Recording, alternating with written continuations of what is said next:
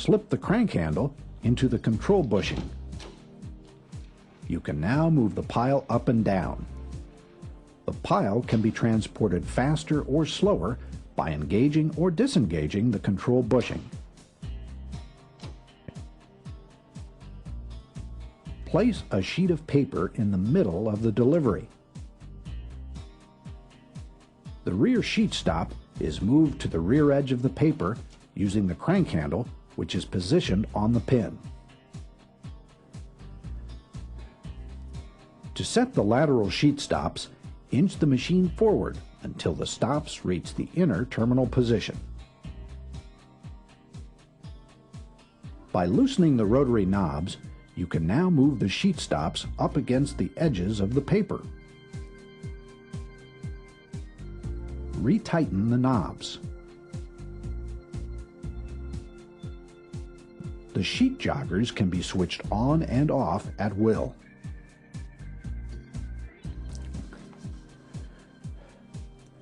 The sheet brakes can be set up to the particular paper format by loosening the knurled head screws. The quantity of suction air for each suction element can be set individually at the valves. If necessary, the suction elements can be removed from the crossbar. To guide the paper sheets, the delivery drum is fitted with detachable spring-mounted star wheel rods. Star wheels that allow lateral movement can be moved into print-free areas if necessary.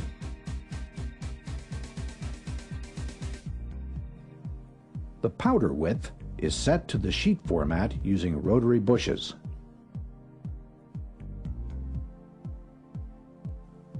The powder length is set on the scale wheel located behind the protecting door of the last printing unit. Undo the screw and set the format length on the hand wheel. Then tighten the screw.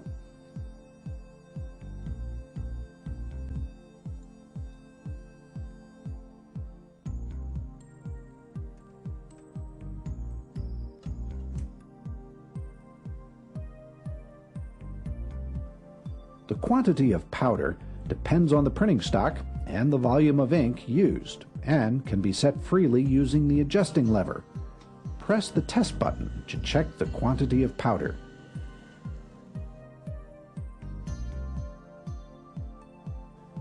Paper travel has now been set.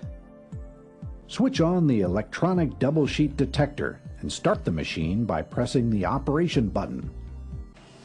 Ensure the pile is at the correct height, and correct if necessary.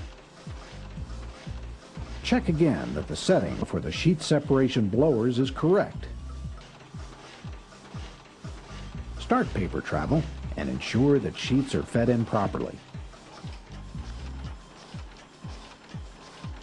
Nothing else needs to be done with the electronic double sheet detector, since this is set automatically. The side lay should move the print sheet approximately 1 to 2 millimeters or 0.04 to 0.08 inches. To ensure that the sheet comes to rest safely in the delivery, the opening time of the chain grippers must be matched to the printing stock and the speed of the press. Correct the opening time with the adjustment lever. Here, the sheet is released too soon. This results in the freshly printed sheet becoming smeared.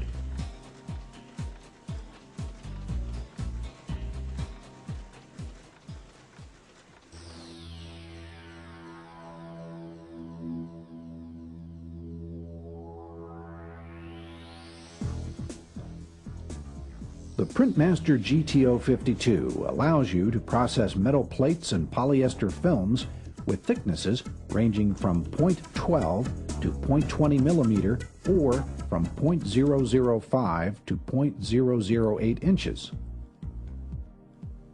To punch the printing plates, move the side stops to the outside. Position the plate up against the lower stop. The printing plate is centered using the side stops. Hold the plate securely and press the punching lever as far down as it will go. This punch can also be used to punch mounting films and other films. This punch functions as a standardized system to ensure the printing form is positioned correctly from pre-press to press. This ensures a simple standardized workflow. The printing plate must be folded over before being clamped in position. This is done by means of a tool fitted to the guard in front of the plate cylinder of the last printing unit. Slide the printing plate into the gap of this tool and use both hands to press the plate downwards. Press the safety button twice. Open the protection guard and inch the machine forward until the cylinder gap becomes accessible.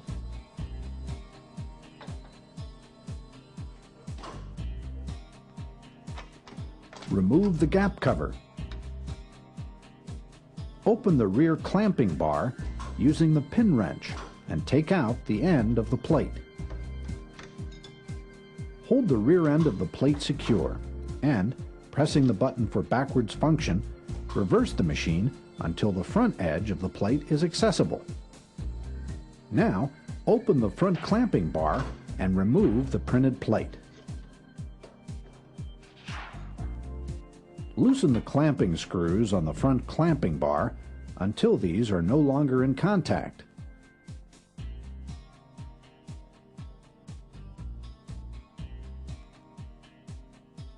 The front clamping bar is now in its zero position.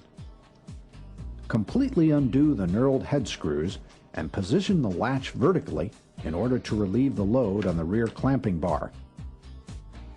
Zero the diagonal register adjustment in the same way.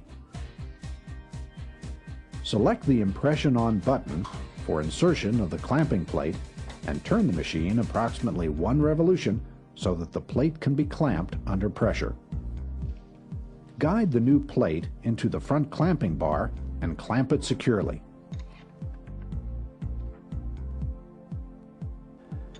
Press the button for forward function in order to move the plate into the machine until the rear clamping bar becomes visible. Hold the plate securely with your hand. Guide the plate into the rear clamping bar and clamp it securely.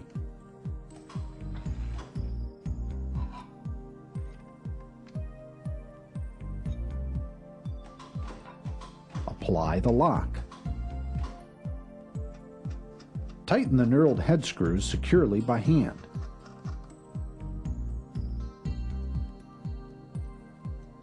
Then tighten them a little more with a fork wrench.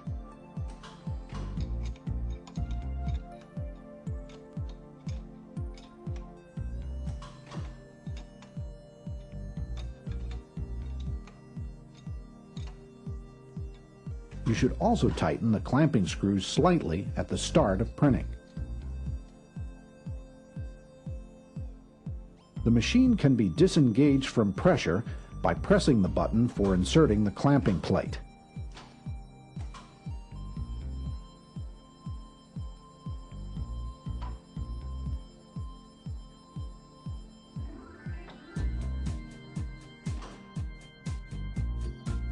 Refit the gap cover and release the press.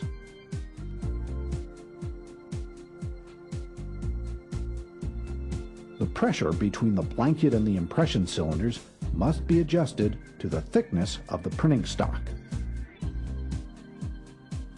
Depending on the thickness, this value will be set uniformly using the scale wheel on the drive and operator's sides. The first step in filling the ink is to fit the ink fountain cheeks on both the drive and operator's sides. Swing up the ink fountain.